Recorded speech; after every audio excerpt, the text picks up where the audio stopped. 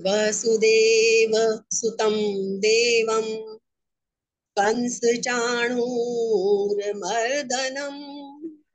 देवकी परमानंदम कृष्णं वंदे जगद्गुरुम। जगद्गुरु श्री कृष्ण के चरणों में प्रणाम। आप सबको हृदय से नमन। तो कृष्ण देवकी के ही परमानंद नहीं है, हम सबके भी परमानंद हैं और गीता के माध्यम से और हमें प्रिय से प्रियतर होते जा रहे हैं। गीता की महिमा थोड़ी सी। गीता हृदय भगवान का सब ज्ञान का शुभ सार है। इस शुद्ध गीता ज्ञान से ही चल रहा संसार है। गीता परम विद्या सनातन सर्वशास्त्र प्रधान है। पर ब्रह्म रूपी मोक्षकारी नित्य गीता ज्ञान है। यह मोह माया कष्टमय तरना जिसे संसार हो, वह बैठ गीता नाव में सुख से सहज में पार हो। संसार के सब ज्ञान का यह ज्ञानमय भंडार है। श्रुति उपनिषद वेदांत ग्रंथों का परम शुभ सार है। अब जैसे जैसे हम गीता में आगे बढ़ेंगे, ये सच्चाई इतने अच्छी तरह हमारे सामने आती जाएगी कि ये सारे ग्रंथों का, सारे ज्ञान का शुभ सार है। हमको बहुत खुश होना चाहिए कि हम इस रास्ते पे चल पड़े हैं। और अब और एक जो सबसे बड़ी बात, जो अब हम पहुंच गए हैं जहां इस छठे अध्याय तक आते आते, कि एक बात ध्यान रखिएगा कि अब हमें प्रयोग शुरू कर देने हैं। पिछले कुछ एपिसोड से शुरू तो हमने पहले ही कर दिया था, फिर पिछले कुछ सेशन से हम बार बार इस बात पे जोर दे रहे हैं, जो कि हमारे ये गीता जो हम शुरू कर रहे हैं, ये गीता सेशन जो हम रोज करते हैं शनिवार को, हमारा उद्देश्य भी यही है कि हम इन पे प्रयोग करें, गीता के ज्ञान पे जीवन में अपनाएं। तो गीता की व्याख्या करना, गीता के ऊपर उपदेश करना हमारे इन सेशंस का उद्देश्य बिल्कुल भी नहीं है। हमारा सारा ध्यान, सारा फोकस इस बात पे है कि हम गीता में जो बातें बताई गई हैं उनको प्रयोग में लाएं। और अब वो प्रयोग करना हमने शुरू कर देना है। बिल्कुल, हम पिछले सेशन में भी हमने कहा था छोटे छोटे से प्रयोग करें, बीच बीच में भी हम बोलते आ रहे हैं, और अभी भी एक ही बात है। और सबसे बड़ा आश्वासन क्या है, हमें हमें किसी और के सहारे की जरूरत नहीं है। ये अभी जो 5वां श्लोक हम आएंगे, चौथे का थोड़ा विस्तार कर लें, पिछली बार थोड़ा कम रह गया था। उसके बाद जो 5वें श्लोक पे आएंगे, उसका सारा सार ही यही है। हमें किसी की जरूरत नहीं है, हम खुद ही अपने शत्रु हैं, खुद ही अपने मित्र हैं, और खुद ही हम अपना उद्धार कर सकते हैं। हमें कोई अफसोस करने की जरूरत नहीं है कि मेरे पास तो ये सुविधा नहीं है, मेरे पास तो ये गुरु नहीं है, मेरे तो ये व्यवस्था नहीं है। ये सब बहाने हैं। गीता के एक सूत्र पर भी यदि हम प्रयोग कर लें, कोई एक सूत्र पकड़ के, तो समझ लीजिए पूरी गीता बिना पढ़े हमारे सामने खुल जाएगी। ये हम शुरू से ये बात कह रहे हैं, गीता का एक श्लोक, एक सूत्र हम पकड़ लें, पूरी गीता हमारे सामने खुल जाएगी। लेकिन खाली पढ़ना नहीं है, उसको पकड़ना है, उसका प्रयोग करना है, उसको जीवन में अपनाना है। एक सूत्र भी, जो 700 श्लोकों में जितनी बातें कही गई हैं, एक सूत्र भी यदि हमने पकड़ लिया और प्रयोग कर लिया, तो पूरी गीता बिना पढ़े हमारे सामने खुल जाएगी। और ऐसे हम गीता पाठ रोज करते रहें, चाहे पूरी गीता का पाठ रोज कर लें, पूरी गीता पढ़ जाएं और प्रयोग कभी ना करें, तो गीता बंद किताब ही रहेगी हमारे लिए। भले वो हम मुंह से जाप कर लें, कुछ भी कर लें, वो गीता हमारे लिए बंद किताब ही रहेगी। प्रयोग तो हमें करने होंगे, है ना।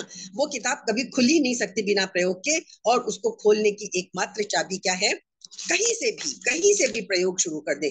अब तक इतना पढ़ा है ना, उसमें से जो चीज आपको पकड़ में आई है, जो अच्छी लगी है, बस उसका प्रयोग शुरू कर दें।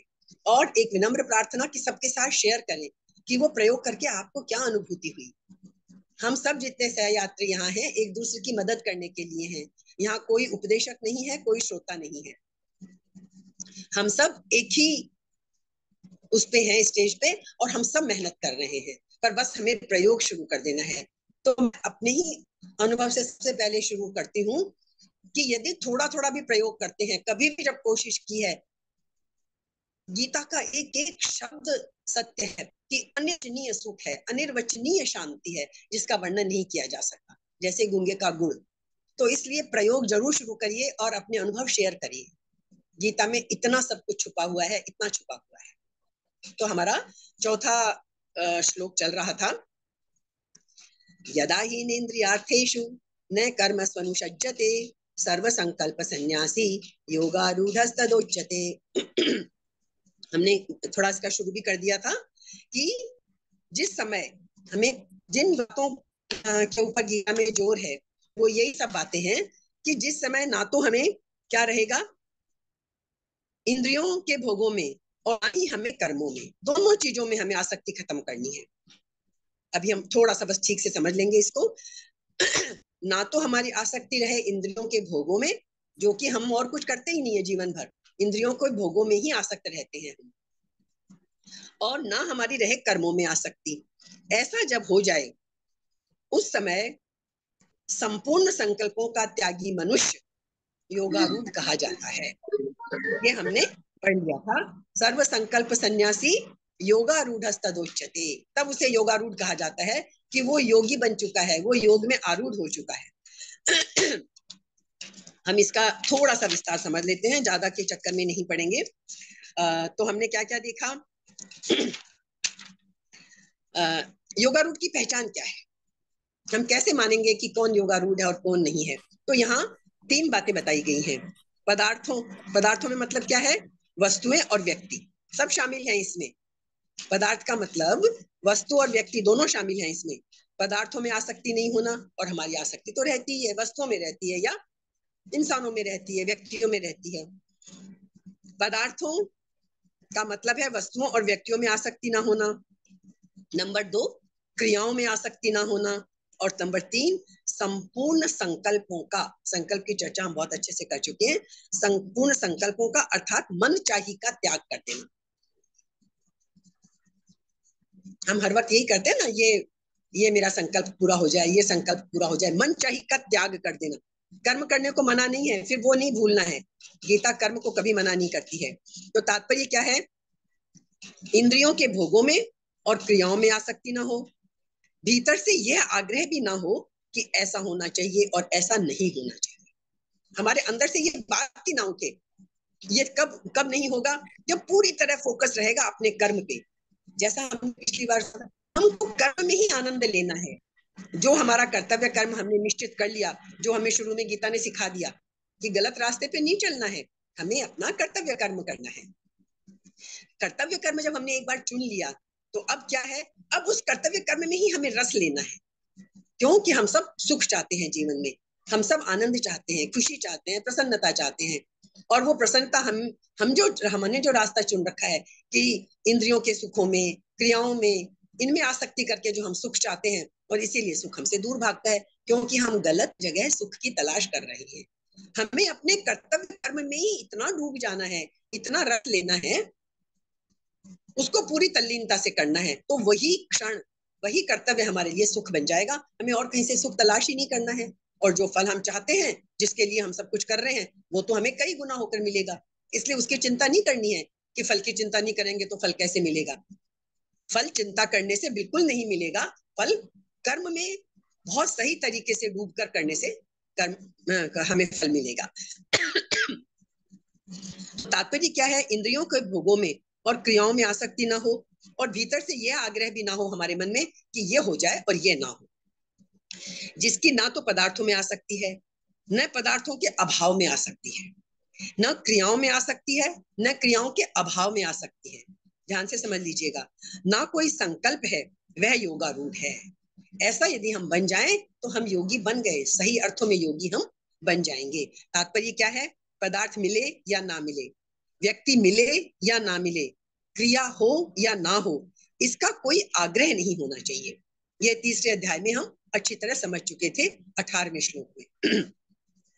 तो साधक को विचार करना चाहिए, हम सब साधना के पथ पे है ना, हम साधक हैं, इसलिए हम इतनी गहराई में जा रहे हैं। साधक को विचार करना चाहिए, ऐसी कौन सी वस्तु है जो सदा मेरे पास रहेगी और सदा मैं उसके पास रहूंगा। कौन सी वस्तु है ऐसी, हमें ये विचार करना चाहिए। ऐसा कौन सा व्यक्ति है जो सदा हमारे साथ रहेगा और हम सदा उसके साथ रहेंगे? ऐसी कौन सी क्रिया है जिसको हम सदा करते रहेंगे और जो सदा हमसे होती रहेगी? तीन चीजें हमने उठाई ना, तो हमको ये विचार तो करना चाहिए कि कौन सी चीजें हैं ये जो सदा हमारे साथ रहने वाली हैं। सदा के लिए हमारे साथ ना तो कोई वस्तु रहेगी जिसके लिए हम दिन रात जुटे रहते हैं, ना कोई व्यक्ति रहेगा जिसके लिए हम सारा जीवन अपना दांव पे लगा देते हैं, और ना कोई क्रिया रहेगी। कुछ नहीं टिकने वाला है। एक दिन हमें वस्तु, व्यक्ति और क्रिया से रहित होना ही पड़ेगा। ये सदा हमारे साथ रहने वाले नहीं है। अगर हम वर्तमान में ही मजबूरी में छोड़ेंगे तब नहीं, यदि हम वर्तमान में ही उनके वियोग को स्वीकार कर लें, हम अभी समझ लें, इससे पहले कि समय की मार हमें समझाए, हम अभी समझ लें कि ये व्यक्ति, वस्तु और क्रिया, ये भैया मेरे साथ रहने वाली नहीं है, ये मेरा सच्चा स्वरूप है ही नहीं, तो वर्तमान में ही हम उसको स्वीकार कर लें, उनसे असंग हो जाएं, उपराम हो जाएं, तो हम जीवन मुक्त हो जाएंगे। इतनी बड़ी बात है जीवन मुक्ति जिसे कहते हैं। और जीवन मुक्ति का जो आनंद है वो तो कहीं और है ही नहीं। मर के मुक्ति किसने देखी है? जीते जी यदि मुक्ति पाली, वो है असली आनंद। तो तात्पर्य है कि वस्तु, व्यक्ति और क्रिया का संयोग तो अनित्य है। संयोग तो अनित्य है। हम आज खुश हैं इस वस्तु से, इस व्यक्ति से, इस क्रिया से, वो तो अनित्य है ही, हम जानते हैं, हमेशा जानते हैं। कोई व्यक्ति साथ हमेशा हमारे नहीं रहता, वही संबंध हमारा नहीं रहता, कोई वस्तु हमारे पास हमेशा नहीं रहती, कोई क्रिया हम हमेशा हमारे साथ नहीं रहती, लेकिन वियोग नित्य है। हम हर हर क्षण देख रहे हैं, हमसे जो चीजें हमें प्रिय हैं या जो जिनको हम पकड़ के रखना चाहते हैं, उनका निरंतर हमसे वियोग होता है। पर हमें खाली प्रयोग करने की और ध्यान देने की जरूरत है। नित्य को स्वीकार करने से नित्य तत्व की प्राप्ति हो जाती है। यदि हमने किसी चीज को स्वीकार कर लिया तो हमें उसकी प्राप्ति भी आसानी से हो जाएगी। और जब नित्य तत्व की, जो हमेशा रहने वाली चीज है, उसकी जब प्राप्ति हो जाएगी तो फिर कोई अभाव शेष रहेगा ही नहीं। इंद्रियों के भोगों में और कर्मों में हमने दो बातें करी ना, कि ना तो हमें इंद्रियों के भोगों में आसक्त होना है और ना कर्मों में आसक्त होना है। इसका अर्थ क्या है? इसका अर्थ है कामना से रहित होना और कर्तृत्व से रहित होना। कर्तापन का भाव भी नहीं आना चाहिए कि मैं कर रहा हूं, और कामना का भी अभाव होना चाहिए। इंद्रियों के भोगों में, पदार्थों में आसक्ति ना हो तो साधक कामना रहित हो जाता है। यदि हम इंद्रियों के भोगों में आसक्ति ना हो, हम सारे काम इंद्रियों के सुखों को भोगने के लिए ही करते हैं ना, यदि उनमें हमारी आसक्ति नहीं हो तो साधक फिर कामना रहित हो जाता है। क्रियाओं में आसक्ति ना हो तो कर्तृत्व रहित हो जाता है। कामना रहित और कर्तृत्व रहित होने पर हम अपने स्वरूप में स्थित हो जाएंगे, जो हमारा वास्तविक स्वरूप है। वास्तव में स्थिति होती नहीं, प्रत्युत स्थिति है जो कुछ हमारे पास हमें पाना है वो हमारे पास मौजूद है। लेकिन कामना रहित और कर्तृत्व रहित हम नहीं होते, इसलिए हमें उस स्थिति का, उस अपने वास्तविक स्वरूप का अनुभव नहीं होता है। बस इतनी सी बात है। जैसे ही हम कामना रहित होंगे, कर्तापन के बोध से रहित होंगे, वो स्थिति जो सचमुच हमारी वास्तविक स्थिति है, परमानंद से भरी हुई, उसका हमें अनुभव होने लग जाएगा। उसको कहीं से आना नहीं है, वो हमारे अंदर ही मौजूद है। ये हम खूब अच्छी तरह समझ चुके हैं कि वो सिर्फ ढकी हुई है। अब तक हम जितने अध्याय कर चुके हैं, इनमें हम ये सारी बातें समझ चुके हैं। तो कामना और कर्तृत्व का अभाव होने पर स्वरूप में स्वतः सिद्ध स्थिति का अनुभव हो जाता है। जैसे लिखने के समय लेखनी को काम में लेते हैं, और लिखना पूरा होते ही लेखनी को हम ज्यों का त्यों रख देते हैं। ऐसे ही क्या करना है हमें? साधक कार्य करते समय शरीर को काम में ले और कार्य पूरा होते ही ज्यों का त्यों रख दे। ये शरीर सिर्फ हमारा साधन है, उससे असंग हो जाए हम। और प्रत्येक क्रिया के बाद तब क्या होगा? ऐसा हम करेंगे तो, क्रिया करेंगे तब करेंगे, उसके बाद हमारी समता में स्थिति हो जाएगी। जो पिछली बार हमने कहा था कि हमें समता में रहना है। मैंने पिछली बार कहा था कुछ प्रयोग करके देखेंगे, क्या किया किसी ने हफ्ते भर में? कुछ समता में रहने के प्रयोग, छोटे छोटे प्रयोग करना शुरू करिए। गीता ऐसे हाथ में रखे आंवले की तरह कितने स्पष्ट हमारे सामने होती चली जाएगी। और प्रयोग शुरू कर दीजिए, छोटे छोटे प्रयोग, उनमें कुछ मुश्किल काम नहीं है, लेकिन प्रयोग जरूर करने पड़ेंगे। अगर क्रिया से सर्वथा संबंध विच्छेद हो जाए तो फिर हम योगारूढ़ हो गए। बस क्रिया यानी भोग और पदार्थ, ऐश्वर्य, इनकी आसक्ति से पतन होता है। ये हमने दूसरे अध्याय में समझा था 44वें श्लोक में। इसलिए ना तो क्रिया में आसक्ति हो हमारी और ना फल में आसक्ति हो। ये हम चौथे श्लोक का उपसंहार कर रहे हैं। थोड़ी बातें और हम डिटेल में समझ लेंगे। संकल्प जन्य सुख का भोग भी ना हो, अर्थात संकल्प पूर्ति का सुख भी ना ले। अरे मेरा संकल्प पूरा हो गया, हम इसी बात से खुश होते हैं ना कि संकल्प पूरा हो गया। संकल्प प्राप्ति का सुख भी ना ले। एक बात और हमने देखी थी, शांति का भी सुख ना ले। गीता कहीं हमें रुकने को नहीं कहती है। गीता कहीं नहीं कहती कि रुक जाओ बस यहीं पे। गीता कहती है जब तक परम लक्ष्य को ना पालो तब तक रुको मत। छोटी छोटी उपलब्धियों में रुको मत जब तक पूरा लक्ष्य ना मिल जाए। अपनी मुक्ति का संकल्प भी मत लो, क्योंकि मुक्ति के संकल्प से भी बंधन की सत्ता दृढ़ होती है। इसलिए कोई भी संकल्प ना रखें, बस अपने आगे बढ़ते चले जाएं। 5वें श्लोक में हम देखेंगे, यहाँ यदा तदा ये बातें कही ना, तो बहुत 5वां श्लोक इतना सुंदर श्लोक आएगा, मतलब ऐसे लगता है ये तो क्या अद्भुत बात है। कौन, ये तो गीता ही हमें कह सकती है। उद्धरेद आत्मनात्मानम नात्मानम अवसादयेत आत्मैव यात्मनो बंधुरात्मैव रिपुरात्मनः। हम खुद ही अपने मित्र हैं, खुद ही अपने शत्रु हैं, खुद ही हम अपना उद्धार कर सकते हैं, खुद ही हम अपना पतन कर सकते हैं। किसी को दोष ना दे, किसी के सहारे ना रहे, कोई बहाना नहीं चलेगा, सब कुछ हमारे पास है। तो अभी हम इस श्लोक, ये बहुत सुंदर श्लोक है, मेरा तो प्रियतम श्लोक है ये इतनी आश्वस्ति देता है हमें, इतना आश्वासन देता है कि हम तो इंडिपेंडेंट हैं, कहाँ गुलाम हैं हम किसी के। अपनी उन्नति हमारे अपने हाथ में है। बहुत सुंदर श्लोक है। इसकी व्याख्या में जाने से पहले थोड़ा सा चौथे श्लोक की कोई खास बात है, उसको हम फिर से देख लेते हैं। तो हमने दो बातें देख ली, इंद्रियों में आसक्ति और ना हो और कर्मों में भी आसक्ति ना हो। तो अब हम इन बातों को थोड़ा समझ लें। हमने समझ तो ली कि इंद्रियों में आसक्ति कैसे नहीं, हम तो पूरे टाइम इंद्रियों में ही आसक्त रहते हैं। ये दोनों बातें इकट्ठी हैं, इंद्रियों में आसक्ति नहीं जिसकी और ना कर्मों में, ये दोनों संयुक्त चीजें हैं। इंद्रियों में आसक्ति हो तो ही कर्मों में आसक्ति होती है। यदि इंद्रियों में आसक्ति नहीं होगी तो कर्मों में भी आसक्ति नहीं होगी। ध्यान से सोच के देख लीजिए, तो उपाय ही नहीं है फिर तो। इसलिए श्री कृष्ण जब भी कुछ कहते हैं, श्री कृष्ण हमें जब भी कुछ कहते हैं तो उसमें एक वैज्ञानिक प्रक्रिया की सीढ़ी होती है।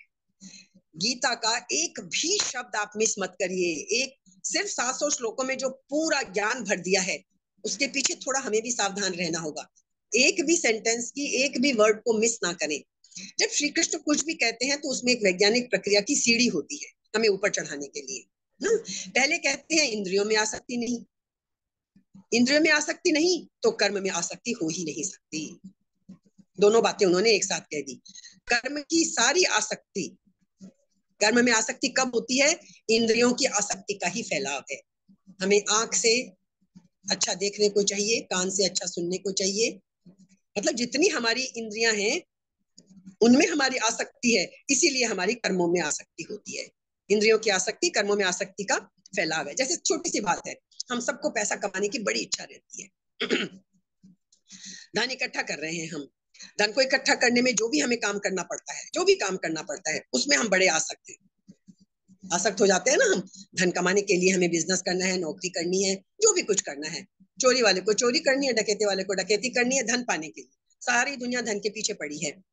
तो ऐसा आदमी खोजना मुश्किल है जो सिर्फ कर्म करने के लिए आसक्त है। धन कमाने के लिए हम क्यों आसक्त हैं? हमारा उद्देश्य धन कमाना नहीं है, उस धन से जो कुछ हमें मिलने वाला है, हमारी इंद्रियों को जो सुख मिलने वाला है, इस धन को कमाने के पीछे वो चीज काम कर रही है। हम क्या सोचते रहते हैं? धन हमारी इंद्रियों को क्या क्या दे सकता है ना, बस उसी के लिए हम कर्म करते हैं धन के प्रति। अगर हमें ये पता चल जाए कि इस धन से हम कुछ नहीं खरीद सकते, किसी इंद्रिय के लिए कोई सुख नहीं खरीद सकते इस धन से, तो हमारा धन कमाने का आकर्षण क्षीण हो जाएगा। कौन दुकान पे बैठ के बेईमानी करेगा, 2 पैसे ज्यादा कमाने की ट्रिक करेगा, इतने सारे कोर्स करेगा कि कैसे आप अपना बिजनेस बढ़ाओ, कैसे पैसे कमाओ। यदि ये पता चल जाए कि इस धन से हम अपनी इंद्रियों के लिए कोई सुख नहीं खरीद सकते, तो फिर हमारा धन के प्रति आकर्षण कम हो जाएगा। तो धन की गहरी मूल्यवत्ता, धन को जो हमने इतना मूल्यवान बना रखा है, ये सारा यहाँ है, ये हमारा मानसिक है।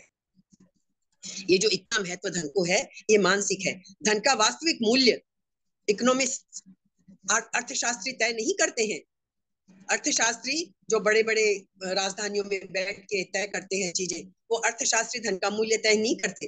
धन का वास्तविक मूल्य हमारे मन की वासनाएं तय करती है, इंद्रियां तय करती है। जितनी ज्यादा हमारी वासनाएं हैं, उतनी ही ज्यादा हम धन के पीछे भागेंगे। जिसको रिक्वायरमेंट ही नहीं है, जिसको ज्यादा धन की, इंद्रियों के सुखों की कामना ही नहीं है, वो क्यों धन के पीछे भागेगा? उसको जरूरत का मिल गया, वो अपना खुश है। तो ये तय कर लीजिए, ये देख लीजिए अच्छी तरह अपने आसपास नजर डालकर, जिसको जितनी ज्यादा इंद्रिय सुखों की लालसा है कि मेरी इंद्रियों को सुख मिल जाए, सुख मिल जाए, जो यही फंसा हुआ है, वही धन की ज्यादा लालसा करेगा। इसलिए महावीर जैसा व्यक्ति, बुद्ध जैसा व्यक्ति, इनको धन साथ नहीं रखते। ये लोग धन तो छोड़ छोड़ के भागे हैं महावीर और बुद्ध। राज्य था पूरा, इनको धन की लालसा नहीं थी। राज्य में रहते, सारे इंद्रिय सुख इनके लिए उपलब्ध थे, है ना। तो धन का त्याग जो है, वो उनको लालच ही नहीं है धन का। उसका गहरा कारण क्या है? इंद्रियों के लिए तृप्ति के आयोजन की जो आकांक्षा होती है हमारी, उसका विसर्जन, वो था महावीर के पास। कि धन से जो इंद्रिय सुख मुझे मिलेगा, मुझे उसको विसर्जित करना है, मुझे इंद्रिय सुख तक उलझ के नहीं रहना है। तो हम, धन सब कुछ खरीद सकता है, ये याद रखिए, धन सब कुछ खरीद सकता है, सिर्फ सुख को छोड़कर। यदि सुख चाहिए तो धन के पीछे भागने की कोई जरूरत नहीं है, सिर्फ सुख चाहिए तो। और इंद्रियों के सुख चाहिए तो धन के पीछे खूब भागना है हमको, ये खरीदना है, ये खरीदना है, ये लेना है, ये लेना है। तो धन सब कुछ खरीद सकता है, सिर्फ सुख को छोड़कर।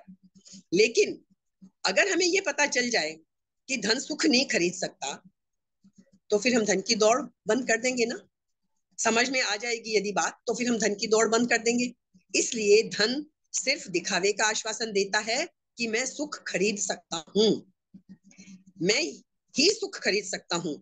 धन खरीदता तो है दुख, लेकिन आश्वासन हमें यह देता है कि मैं तुम्हारे लिए सारे सुख तुम्हारे चरणों में लाके रख दूंगा। यदि ऐसा होता तो क्या दुनिया में जो सबसे ज्यादा पैसे वाले लोग हैं, वो सबसे ज्यादा सुखी होते? पर आप खुद ही प्रयोग करके, कंपेयर करके देख लीजिए, कोई गरीब भी आपको बहुत सुखी दिखेगा, झोपड़ी में रूखी सूखी खाकर सुख से सोने वाला, और बहुत अमीर से अमीर भी आपको दुखी मिल जाएगा। ये बात भी समझ में आ गई। अब जैसे, लेकिन सुख कैसा है? सुख स्वर्ग जैसा है। स्वर्ग के बाहर लिखा क्या होगा? ये स्वर्ग है, पर वास्तव में वो नरक ही होता है। जहां आप उलझ गए, आप अपनी उन्नति को रोक लिया जहां आपने, वो हमारे लिए नरक का द्वार है। तो इंद्रियां क्या है? तृप्ति चाहती हैं, और धन तृप्ति को दिलाने का आश्वासन देता है, दिलाता नहीं है हमें, सिर्फ आश्वासन देता है। जीवन में कर्म में रत हो जाता है। कर्म की आसक्ति मूल में इंद्रियों की तृप्ति के लिए ही दौड़ है। इंद्रियों में आसक्ति, इंद्रियों के भोगों में आसक्ति, कर्म में आसक्ति, ये सब क्या है? इंद्रियों की ही तृप्ति के लिए दौड़ है। तो श्री कृष्ण क्या कहते हैं? इंद्रियों में जिसकी आसक्ति ना रही, कृष्ण का तो एक एक शब्द पकड़ लो बस, जिसकी इंद्रियों में आसक्ति नहीं रही। किसकी नहीं रहेगी इंद्रियों में आसक्ति? हम तो इंद्रियों के जोड़ के अलावा और कुछ है ही नहीं, तो हमारी इंद्रियों में आसक्ति कैसे नहीं होगी? हम तो सिर से लेकर पांव तक, बोलते हैं ना, नख से शिख तक, पूरी तरह है इंद्रियों के जोड़ के अलावा हम और कुछ है ही नहीं। आंख फूट जाए, कान टूट जाए, हाथ कट जाए, जीभ ना हो, नाक ना हो, शरीर का कोई भी अंग हमसे अलग होने को तैयार हो, तो क्या होगा? हमें तो लगा, अरे हम तो लुट गए, पिट गए, मर गए, कट गए हम तो, यही होगा ना। एक भी इंद्रिय हमारी जाने को तैयार हो तो क्या हो? यदि इन पांचों इंद्रियों के जोड़ से एक एक इंद्रिय निकाल ली जाए हमारी, हम ऐसे कल्पना करें थोड़ी सी, एक एक इंद्रिय हमसे निकाल ली जाए, तो क्या बचेगा? हमें लगेगा कुछ भी नहीं बचा हमारे पास, तो खत्म हो गए हम तो। आंख नहीं, कान नहीं, त्वचा नहीं, पांचों इंद्रियां नहीं हमारी, ना सूंघ सकते, ना देख सकते, ना खा सकते, ना बोल सकते। हाँ?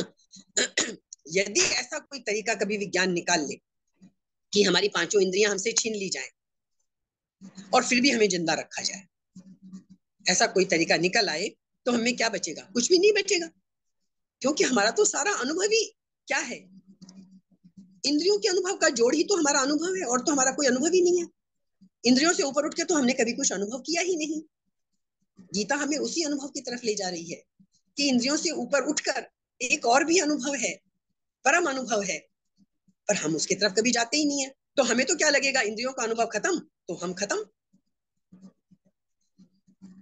तो हमें तो लगता है बस इंद्रियों का जो जोड़ है वही हम है। तो जिनको ऐसा लगता है कि मैं इंद्रियों का जोड़ हूं, वह पुरुष कहीं इंद्रियों की आसक्ति से मुक्त हो सकता है? नहीं हो सकता। अगर मैं इंद्रियों का जोड़ हूं, तो इंद्रियों की आसक्ति से मुक्त होना तो सिर्फ आत्मघात है, क्योंकि इंद्रियों से आसक्ति से मुक्त हुए तो मतलब हम मर गए, फिर हमको जीना ही क्या है, जीवन ही किस लिए है फिर हमारा। लेकिन श्री कृष्ण क्या कहते हैं, इंद्रियों की आसक्ति से जो पार हो गया, इंद्रियों की इस आसक्ति से जहां हम पूरी तरह आकंठ डूबे हुए हैं, कृष्ण कहते हैं जो इससे पार हो गया वह योगारूढ़ हो गया। बस इससे पार होना है। तो इससे जो पार हो गया वह योगारूढ़ हो गया। कृष्ण कहते हैं वो मर नहीं जाएगा, बल्कि वही पूरे अर्थों में जीवन को पाएगा, जो इंद्रियों से पार हो जाएगा। अब हमारे प्रयोग का समय आ गया है। जो अब तक इतने अध्याय किए हैं, अब हमें प्रयोग प्रयोग करने हैं अपने साथ। पर हमें उस जीवन का कोई पता ही नहीं है, हमें तो उसके बारे में कुछ पता ही नहीं। हमें तो इंद्रियों का जोड़ ही हमारा जीवन लगता है। इसलिए इंद्रियों की आसक्ति से मुक्त होना, ये सूत्र हमें ख्याल में रखना है। यदि हमें आगे बढ़ना है, यदि हमें परमानंद का अनुभव करना है, यदि हमें छोटे छोटे सुखों में उलझ के नहीं रह जाना है, तो हमें इस सूत्र को ध्यान रखना पड़ेगा।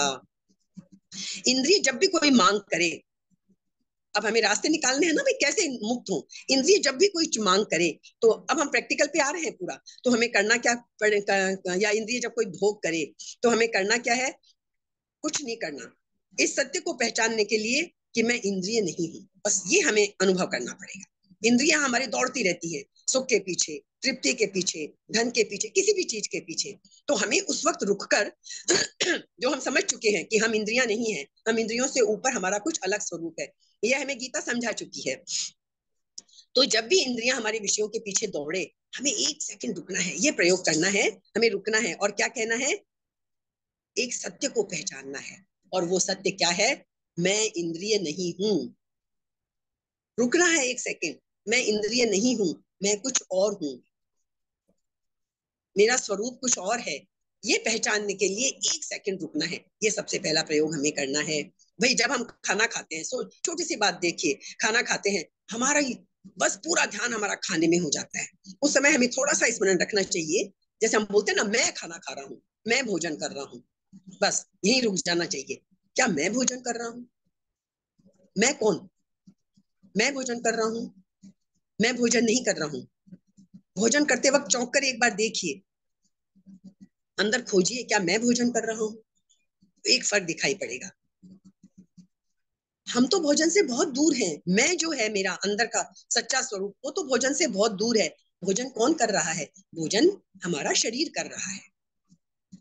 भोजन तो हमको छूता तक भी नहीं, हमारे वास्तविक रूप को, हमारी चेतना को, हमारे कॉन्शियसनेस को भोजन नहीं छूता। चेतना को कोई पदार्थ स्पर्श नहीं कर सकती। तो भूख तो किसको लगती है? शरीर को लगती है। हमको सिर्फ पता चलता है भूख किसको लगी, यहाँ भूख लगी, चेतना को सिर्फ पता चला, चेतना को भूख नहीं लगी। शरीर को भूख लगी, चेतना को पता चला भूख लगी है, लेकिन हम तो इतना सोचने में ही नहीं पड़ते। कौन इतना लंबा सोचे? सीधी छलांग लगा देते हैं, मुझे भूख लगी है। भूख मुझे नहीं लगी, मेरे शरीर को भूख लगी है। तो शरीर को चूंकि हमने अपना मान रखा है कि मैं ही शरीर हूं, बस मेरा यही अस्तित्व है, ये शरीर जो है बस ये मैं ही हूं, यही सारी जड़ है हमारी कमियों की। हमको ये समझ लेना है, ये शरीर मैं नहीं हूँ, शरीर तो साधन है, मैं तो कुछ और हूँ, इससे अलग हूँ, इससे ऊंची चीज हूँ। इसलिए हम कहते हैं कि मुझे भूख लगी है। भूख मुझे नहीं लगी, भूख मेरे इस शरीर को लगी है। तो अब जब भूख लगे तो कभी गौर से हमको देखना है, हमारी चेतना जिसे पता चलता है कि भूख लगी है, और हमारा शरीर जहां भूख लगी है, ये एक चीज नहीं है, ये दो चीजें हैं। शरीर जिसको भूख लगी है वो अलग चीज है, चेतना जिसको भूख लगी है वो अलग चीज है। कई बार महसूस करिए, बहुत भूख लगी है, कोई ऐसा समाचार सुन लिया, चेतना पे कोई ऐसी गहरी बात आ गई, भूख भूख सब भूल जाते हैं हम। ये तो हम बहुत प्रैक्टिकल है चीज ये तो वो शरीर की भूख कहाँ चली जाती है?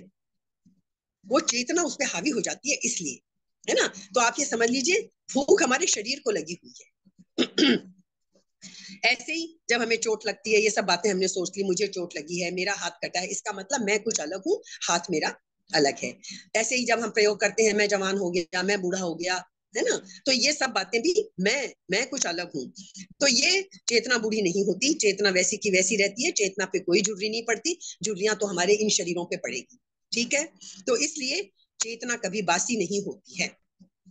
शरीर बासा होता चला जाता है, शरीर जीर्ण होता है, शीर्ण होता है। हम 24 घंटे पुरानी भ्रांति को दोहराए जाते हैं कि मैं शरीर हूँ, इसीलिए आदमी रोता है कि मैं बूढ़ा हो गया। यदि चेतना के स्तर पर हम जाएंगे तो हम कभी बूढ़े होते ही नहीं हैं।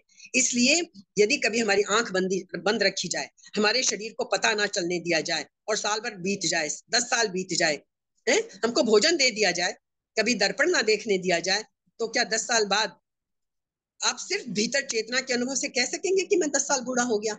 यदि हम ना शीशा देखें, आंखें बंद हो, भोजन तो चाहिए शरीर को जिंदा रखने के लिए, तो क्या हमें पता चलेगा कि मैं 10 साल बूढ़ा हो गया? हमें तो समय का ही पता नहीं चलेगा। यदि हमारे पास ये मोबाइल घड़ी ये ना हो, 2 दिन भी ना हो, तो हमें तो ना समय का पता चले, ना कुछ और पता चले। हमारी आंखें बंद कर दी जाए, यदि ऐसा प्रयोग कभी किया जाए, हमें कुछ पता ही नहीं चलेगा बूढ़े हुए हैं कि क्या हुआ है। तो भीतर से चेतना कभी बूढ़ी नहीं होती, ऊपर की खोल जो है वो बूढ़ी होती है। विज्ञान बड़ी तरक्की कर रहा है, इंजेक्शन ढूंढ रहा है, हॉर्मोन्स लगा दे आदमी जवान हो जाए, ढूंढ रहा है ना बहुत सारी चीजें। तो चेतना को सिर्फ होश है, और होश का हम दुरुपयोग कर रहे हैं। जो असली चीज है चेतना हमारी, उसको होश है खाली, और उसी का हम दुरुपयोग कर रहे हैं, उसको हम सही रास्ते पे लगा ही नहीं रहे हैं। होश में यदि हम आ जाएं तो शरीर के साथ अपने को एक मान सकते हैं, ये अज्ञान है हमारा। शरीर के साथ जो हम अपने आप को मानते हैं वो हमारा अज्ञान है। होश से हम चाहें तो शरीर से अपने को भिन्न मान सकते हैं, और यही हमारा ज्ञान है। गीता हमें समझा चुकी, दूसरा अध्याय हमने बहुत विस्तार में किया था। शरीर को अलग मानो, आत्मा को अलग मानो। इंद्रियों की आसक्ति से वही मुक्त होगा जो शरीर से अपने को भिन्न मानने में समर्थ हो जाएगा। तो हमें उपाय क्या करना है? जिनसे आपके और शरीर के भिन्नता का बोध तीखा और प्रखर होता चला जाए, ये उपाय हमें करने हैं। इसके उपाय बहुत सारे हैं। देखिए, हम सोचते हर बार हैं कि हम आगे बढ़ेंगे, नए श्लोक पे आएंगे, लेकिन ये श्लोक इतनी गहराई मांगता है प्रयोग करने के लिए कि हम अटक जाते हैं। आज मैंने सोचा था 5वां भी करूंगी, छठा भी करूंगी, तो अब हम सोच रहे हैं कि खाली शनिवार के बजाय हम इतवार को भी कर लें, क्योंकि हमें समझना और प्रयोग करना जरूरी है, तो हमें थोड़ा ज्यादा समय देना होगा। 1.25 साल से ऊपर हो गए हमें, हम अभी सिर्फ छठे अध्याय पे पहुंचे हैं। तो आप सब लोग कृपया संडे का समय भी यही निकाल के रखें अपने पास, ताकि हम थोड़े प्रयोगात्मक दृष्टि से आगे बढ़ें, और तब हमारी और रुचि गीता में गहरी होती चली जाए। क्योंकि प्रयोग जब तक नहीं करेंगे और उनके फल नहीं